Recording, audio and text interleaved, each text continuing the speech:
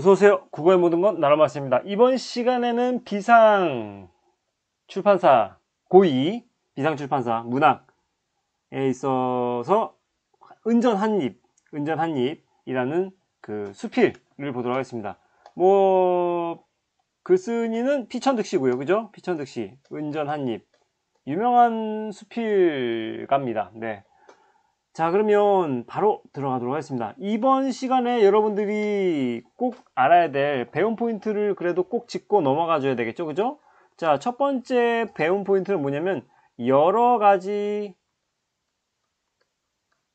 주제입니다. 여러 가지 주제로 지금 이게 해석이 될 수가 있어요. 그래서 이게 어찌 보면 또 긍정적인 의미로 받아들여질 수가 있는데 어찌 보면 또 부정적인 의미로 또 받아들여질 수 있는 주제가 도출될 수 있거든요. 여러 가지 주제에 대해서 알아둘 필요가 있고요. 그 다음에 서술 방식의 어떤 특징에 대해서 우리는 좀 알아둘 필요가 있습니다. 이것도 좀 약간 재미있는 부분이 있어요. 그래서 독자의 호기심과 흥미를 끌기 위해서 독특하게 끝맺는 방법도 있고 독특하게 시작하는 방법도 있고요. 그 다음에 내용 전개가 마치 소설 전개 방식과 비슷하거든요. 그런 서술 방식의 특징에 대해서 얘기할 것이고, 그 다음에 세 번째가 뭐가 있냐면 마지막 대사. 마지막 대사의 의미가 있습니다. 이게 무슨 의미인가? 이걸 좀 생각할 필요가 있습니다. 거지가 마지막 대사를 딱 하면서 이야기가 끝나버려요. 네. 그로 인해서 상당히 결말이 아주 깔끔함과 동시에 여운을 주는데, 이 거지의 마지막 대사는 어떤 의미를 가졌는가? 이 세 가지 의미를 가지고 여러분들은 공부할 필요가 있다고 생각을 합니다. 자, 그러면 본격적으로 수업 시작하도록 하겠습니다.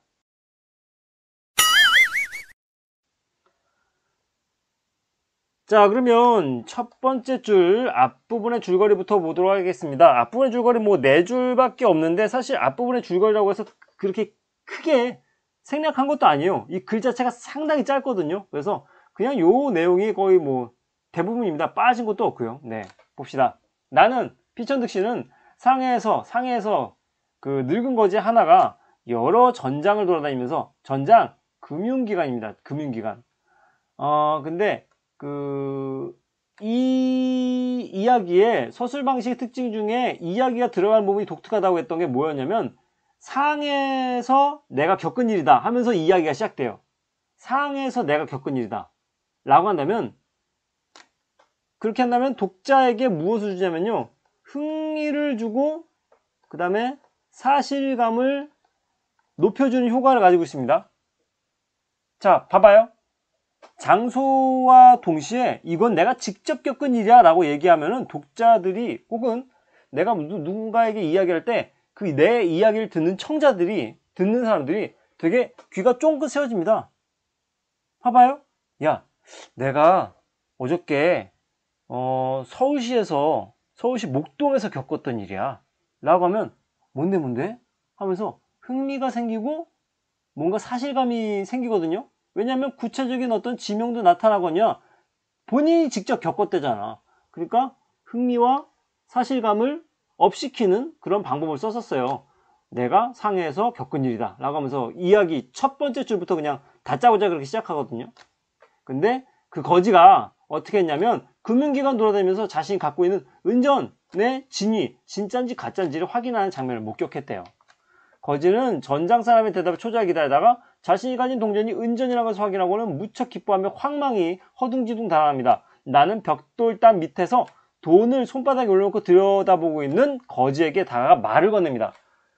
그도 그럴 것이 다가갈 수 있었던 게 어떤 이유였냐면요, 이 거지는 은전을 보느라 정신이 팔려서 주변에 누가 와 있는지도 모르는 상태였어요. 근데 피천득씨가 가가지고 누가 그렇게 많이 도와줍니까? 라고 물어보니까, 그러자 이 거지는 내 말소리에 움찔하면서 손을 가슴에 숨겼다. 그러니까 은전을 숨기는 거죠. 상당히 자신이 보물로 여기는, 되게 귀히 여기는 그런 물건인데 그 낯선 사람이 갑자기 다가와서 물어보니까 무서워서 확 숨기는 거예요. 그러고는 떨리는 다리로 일어서서 달아나려고 했는데 염려 마십시오, 뺏어가지 않소 하고 나는 그를 안심시키려 하였다. 한참 머뭇거리다가 그는 나를 쳐다보고 이야기를 했다. 이것은 훔친 것이 아니에요. 길에서 얻은 것도 아니고요. 누가 저 같은 놈에게 이런 짤을 줍니까? 각전한 입을 받아본 적이 없습니다. 이게 가장 큰 돈이고요. 가면 갈수록 적어져요. 이렇게 표시하면 될까요? 그러면 이렇게. 그 다음에 동전 한 입 더 작아지죠. 1원짜리, 각전 한 입, 동전 한 입 가장 작아집니다. 누가 1원짜리 큰 돈을 주겠습니까? 각전 한 입조차 받아본 적이 없습니다. 각전이라는 것은 1전에서 10전 사이의 돈을 얘기합니다. 1전에서 10전 사이의 돈 자체가 나와 있어요. 그 다음에 동전 한 입. 여기서 닙이라는 건요, 납작한 동전을 세는 단위입니다. 그냥 납작한 물건을 세는 단위로서 닙과 푼이 같아요. 네, 같은 단어예요. 그래서 사전 국어사전 찾으면 나와요. 네, 그렇게 나와 있습니다. 그래서 동전 한 개조차 주시는 분도 100에 한 분 쉽지 않습니다. 아주 돈 벌기가 힘들다 그죠, 그죠?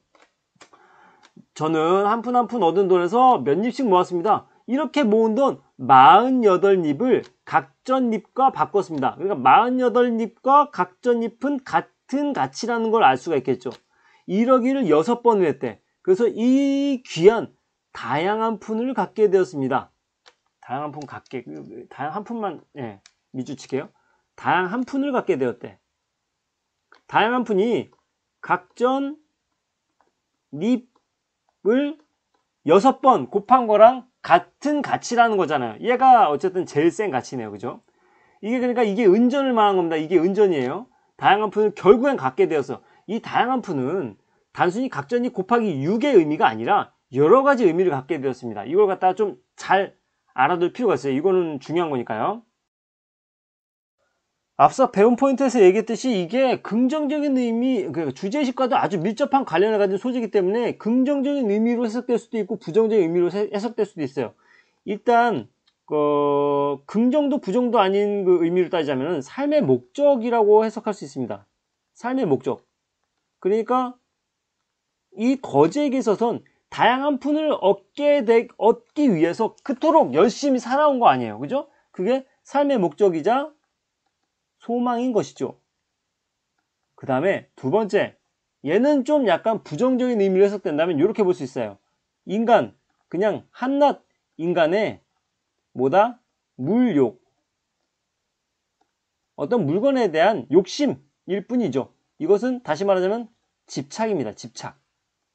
물건에 대한 집착, 돈에 대한 집착이란 거죠. 그렇잖아요. 여러분들도, 우리들도 사실 사람이라 뭐 어마어마한 어떤 내공을 쌓으신 종교인이 아닌 이상 우리들은 여러 가지 어떤 무력, 욕구에 상당히 계속 시달려 오잖아요. 예, 여러 가지. 특히 뭐 자동차를 갖고 싶네, 핸드백을 갖고 싶네, 고급 시계를 갖고 싶네, 여러 가지 다 모두 무력입니다. 그죠? 자, 그런 것에 대한 내용입니다. 이 다양한 푼의 의미가. 그래서 누군가에겐 갖고 싶은 시계가 있었겠지만 누군가에게는 멋진 스포츠카를 갖고 싶었겠지만 이 거지에게는 다양한 푼, 이것 자체가 삶의 목적이자 집착의 대상이라는 얘기죠. 그 다음에 세 번째는 무엇이라고 보냐면 긍정적으로 보자면 인간의 집념으로 해석할 수가 있습니다. 긍정적으로 보자면 어떤 의지를 가지고 끈기를 가지고 내가 목표하는 바 다양한 푼을 위해 그토록 열심히 살아온 거잖아요. 그것은 어찌 보면 인간의 집념이 얼마나 대단한가를 알려주는 내용이잖아요. 그러니까 얘는 긍정적으로 해석될 수 있지만 얘는 집착으로 보자면 마이너스, 좀 약간 나쁜 쪽으로, 부정적으로 좀 해석될 수 있는 여지가 있는 부분인 거예요. 그래서 이 이야기가 가장 독특한 부분이 그거예요. 주제가 좋게 해석될 수도 있고 나쁘게 해석될 수도 있어요. 네, 그걸 좀 알아둬야 됩니다. 그의 뺨에는 눈물이 흘렀습니다. 자, 이것도 한번 보세요. 그의 뺨에 눈물이 흘렀다 라고 하고는 이 문제가 출제됐었어요. 기억납니까? 그 구글 클래스에다가 그 선생님이 소담 평가 문제를 올렸었는데 그게 그 비상 출판사에서 그 첨부됐던 그 소담 평가 문제를 그대로 올린 건데요, 선생님이. 근데 거기에 답한 그 보기 중에 5개 보기 중에 헷갈릴 수 있을 법한 보기가 하나가 있었어요. 일단은 다 말해주자면 1번이 나에게, 그러니까 피천득에게 의심을 받아 속상해서, 피천득이 그 돈 어디서 났어? 라고 이렇게 추궁하는 것 같아서 속상해서, 이건 뭐 말도 안 되는 답이니까 이건 제끼고. 그 다음에 두 번째, 그동안 고생한 것에 대한 서러움에서, 이건 약간 갸우뚱하죠. 그 다음에 세 번째, 돈을 모으기 시작한 초심을 잃어버려서. 이상하죠? 그죠? 초심을 잃어버렸다니요. 지금 끝까지 열심히 끈기를 가지고 노력을 해서 다양한 푼을 얻게 됐고, 그것 때문에 어쨌든 눈물을 흘리게 되었는데, 뭐 초심을 잃게 되었다라는 것과 관련된 어떤 내용이 언급된 바가 1도 없습니다. 때문에 이것도 설득력을 얻고요. 그 다음에 네 번째, 자신의 세속적 욕망을 헛됨을 깨달아서. 세속적 욕망의 헛됨을 깨달았다고 한다면 요런 대사를 마지막에 안 했겠죠. 마지막에 뭐라고 했기에 이 돈 한 개가 갖고 싶었습니다. 끝까지 자신의 무력, 물건에 대한 욕심, 돈에 대한 욕심을 갖다가 집착을 버리지 못하고 있는데 무슨 세속적 욕망의 헛됨을 얘기해? 아니죠. 그 다음에 다섯 번째, 온갖 고생 끝에 목표를 이루어 감격해서. 이게 답이긴 한데, 근데 어떤 친구가 구글 클래스에다 질문한 거예요. 그동안 고생한 것에 대한 서러움에서 눈물 흘릴 수도 있지 않나요? 라고 질문했는데 그것도 맞아요. 그러니까 결론부터 말하자면 이 문제는 좋지 않은 문제인 거지. 알겠습니까? 근데 선생님은 애초에 논란의 여지가 있는 문제는 웬만하면 안 내요. 근데 가장 적절한 것은 이라는 문제를 냈단 말이야. 지금 이 출판사에서는. 그러니까 최선다평이라는 얘기죠. 최선다평으로 따지자면은, 그러면 이 주제의식과 연관지어 봤을 때 온갖 고생 끝에 목표를 이루어 감격해서가 맞다 그거죠. 그러니까 요쪽으로 해석하는 거죠. 요쪽으로. 인간의 집념과 의지. 이 주제의식과 관련해서 해석한다면 온갖 고생 끝에 목표를 이룬 것, 그 집념에 어쨌든 스스로 감격을 했기 때문에 눈물을 흘렸을 수 있다.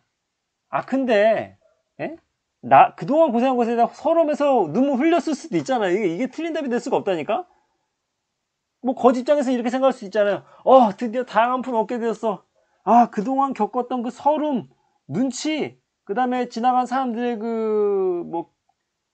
경멸의 눈빛, 정말 여러 가지 눈총 받아가면서 나는 겨우겨우 구걸해서 이 다양한 푼을 얻게 되었어. 이게 얼마나 진짜 내 그동안의 서름의 결정체인가 하면서 그 가난에 대한 서러움의 눈물을 흘릴 수 있잖아요. 그죠? 근데 어쨌든, 네. 2번보다는 5번이 좀 더 적절하다는 거. 네. 그랬습니다. 어쨌든, 그래서 피천득 씨가, 아니, 왜 그렇게까지 애를 써서 돈을 만들었단 말이오? 그 돈으로 무엇을 하려 하오? 하고 물었다. 그는 다시 머뭇거리다 대답했다. 이 돈 한 개가 갖고 싶었습니다. 라고 얘기했어요. 자, 봐봐요. 일반적으로 우리가 생각하는 이 돈의 가치, 아니면 돈의 쓰임, 돈의 목적은 무엇입니까? 돈의 목적은 무엇이죠? 일반적으로 돈을 먹을 수는 없잖아요. 그죠? 어떤 우리에게 필요한 물건을 살 수 있는 어떤 화폐로서의 가치를 지는 거잖아요. 그죠? 이렇게 적어봤습니다. 어쨌든 선생님에게 있어서 이 돈은, 그러니까 일반 사람들도 이렇게 생각할 거예요. 돈은 물건을 구매하기 위한 수단입니다. 수단. 돈을 정말 방 안에 가득 쌓아놓고 살고 있다고 해봐. 근데 물건도 없어. 돈만 있어. 사람이. 그럼 이게 돈이 의미가 있습니까? 가장 중요한 건 사람들에게 있어서 필요한 물건을 사고, 그 다음에 먹을 것을 구매하고, 그런 것들이 중요한 거잖아요. 그것과 교환하기 위한 어떤 화폐일 뿐이잖아요. 교환 수단. 그죠? 어쨌든 물건을 구매해주기 위한 수단인데, 하지만 이 거지에게서의 이 돈은 이런 수단이 아니에요. 물건을 사기 위해서가 아니잖아요. 알겠죠? 그래서 일반인에게 이렇다면은 거지에게 있어서는 돈은 무엇이냐면 돈 그 자체로 소유하고픈 대상으로서 존재했다는 거예요. 그냥 이 돈 한 개가 갖고 싶었을 뿐이야. 상징적인 이 돈, 동전, 은전 요거, 은으로 만들어진 이 동전 이 한 개가 단지 갖고 싶었을 뿐이에요. 무슨 이 사람이 돈을 가지고 뭐 물건을 사겠다는 목적을 가지고 있는 게 아니라 이 사람의 목표는 이 은으로 만든 동전 하나만 진짜 나는 내 손에 갖고 싶다. 내 손에 넣어보고 싶다. 그 목적 하나로 이때까지 그 서름, 그 고생, 고난, 시련을 겪어오면서 만들어낸 거죠. 그죠? 그 집념으로. 알겠습니까? 연습서에 이렇게 써 있으니까 쓰세요. 거지의 소박하고 맹목적인 소망을 나타내는 요 대사. 이 돈 한 개가 갖고 싶었습니다. 하고 이야기가 끝나버려요. 그러니까 무엇을 주냐? 여운을 남기는 결말입니다. 그죠? 여운을 남긴다는 것은 독자의 상상력을 자극하죠. 어떻게 됐을까? 그 다음에 어떻게 됐을까? 이게 뒷얘기가 뭔가 구체적으로 안 나왔기 때문에 독자의 상상력을 자극하게 되는 그런 결말이라는 거. 이걸 좀 알아둘 필요가 있습니다. 그래서 여기 내용면에서의 특징과 서술 방식 면에서의 어떤 특징을 갖다 적어보자 라고 되어 있는데 답변은 이렇게 나와 있습니다.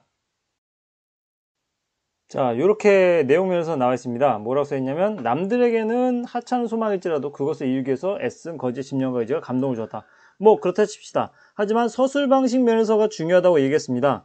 거지의 행동에 대한 주관적 판단을 배제하였다. 그러니까 주관적 판단을 갖다 넣지 않았다. 확실히 빼버렸다라는 얘기죠. 다시 말하자면 이게 마치 꽁트처럼 그저 상대방의 말과 그 다음에 나의 말만 대사만 주거니 받거니 하면서 소설적 구성을 보였거든요. 마치 소설을 읽듯이. 그래서 대화 행동을 아주 객관적으로 제시를 했습니다. 때문에 여기에 필자, 피천득 씨의 어떤 주관적 판단의 개입이 여기 등장하지 않았죠. 생각이. 그죠? 피천득 씨가 생각한 것보다는 거지의 행동, 거지의 표정, 이것만을 전달했을 뿐입니다. 그러니까 객관적으로 보여주기로 했다는 얘기예요. 보여주기. 간접 제시. 그걸 통해서 독자들이 알아서 생각하라. 독자가 상상할 수 있는 여지를 상당히 열어주었단 말입니다. 독자의 사고를 유도하였다는 것이죠. 이렇게 이 행동에 대해서 너희들이 생각해봐. 이런 식으로 좀 사고를 유도하는 방식으로 이렇게 진술의 객관성을 확보하였다.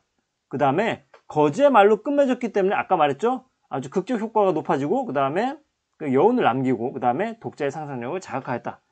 이걸 좀 알아둘 필요가 있을 것 같습니다. 네. 다시 한번 그래서 정리하자면 이렇게 볼 수 있습니다. 그 표현상의 특징 키워드만 제시해 줄게요. 키워드만. 그러니까 소설적 구성을 취했다는 거. 이를테면 거지와 나의 대사와 행동의 제시만을 통해서 독자들에게 내용을 전달하고 있다는 거죠. 보여주기. 방식을 쓰고 있다는 거. 간접 제시. 이게 이렇게 이루어진다면 독자의 사고를 유도한다는 겁니다. 생각하게끔 이런 행동과 이런 표정과 이런 말은 무엇을 의미할까? 라고 물음표를 머릿속에 그려지게 만든다는 것입니다. 알겠습니까? 그 다음에 필자의 그렇기 때문에 필자의 피천득 씨의 감정과 그 다음에 생각은 아주 직접적으로 드러내지 않는 그죠? 그런 글이다는 거. 이게 표현상의 특징이에요. 이게 키워드입니다. 소설적 구성 가지고 보여주기를 해주고 있으며 글을 통해서 독자의 사고를 유도하는 방식을 쓰고 있고 거기에다가 필자의 감정과 생각이 드러나지 않은 그저 아주 객관적이고 간결한 글이다라는 거. 네, 그것만 알아두면 될 것 같아요. 네, 핵심 정리하고 마치겠습니다. 자, 가벼운 글이고요. 그죠? 가벼운 경수필, 서사적 수필. 서사가 뭔지 알죠? 시간의 흐름에 따른 어떤 그게 전개입니다. 사건의 전개. 그 다음에 회상적이고 체험적이고 극적이고 소망을 이루는 노력과 그 성취의 기법. 긍정적으로 해석하자면 그렇다는 거죠. 맹목적인 소유욕, 집착에 대한 연민. 그래서 이건 부정적으로 해석될 수 있는 주제인 건데 굳이 키워드를 생각을 하자면 이런 식으로 생각하면 될 것 같아요. 긍정적으로는 성취, 부정적으로는 집착, 이 주제인 겁니다. 알겠습니까? 끈기, 노력으로 인한 성취, 그 다음에 소유욕으로 인한 집착, 이런 식으로 해석을 해도 간단하게 생각해도 되고요. 특징, 객관적인 시선을 유지했다는 게 특징인 거고요. 그 다음에 줄거리 갖추고 있다. 그 다음에 한편의 꽁트처럼, 그러니까 소설적 구성을 띠고 있다라는 얘기죠. 그 다음에 끝부분에 아주 그냥 딱 마지막 대사를 끝내버림으로써 독자의 상상력을 자극했다. 이것만 알아두면 될 것 같습니다. 자, 강의 여기까지 하도록 하고요. 다음 시간에 또 더 유익한 강의로 돌아오도록 하겠습니다. 도움이 됐다면 구독과 좋아요 부탁드립니다. 감사합니다.